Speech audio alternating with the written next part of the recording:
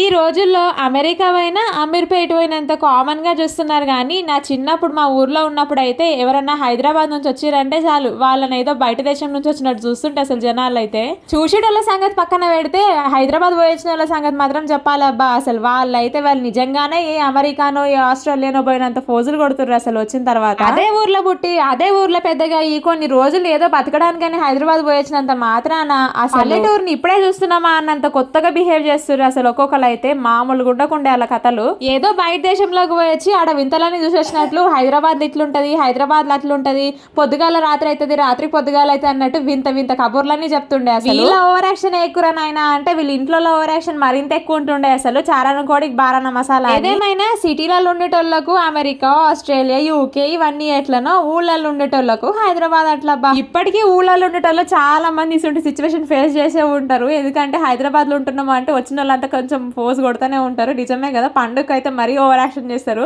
Comment సెక్షన్లో చెప్పడం మర్చిపోకరు. Video నచ్చితే సబ్స్క్రైబ్ చేయరు. చైల్డ్హుడ్ వీడియోస్ కోసం కంటిన్యూ చేద్దాం నెక్స్ట్ వీడియోలో.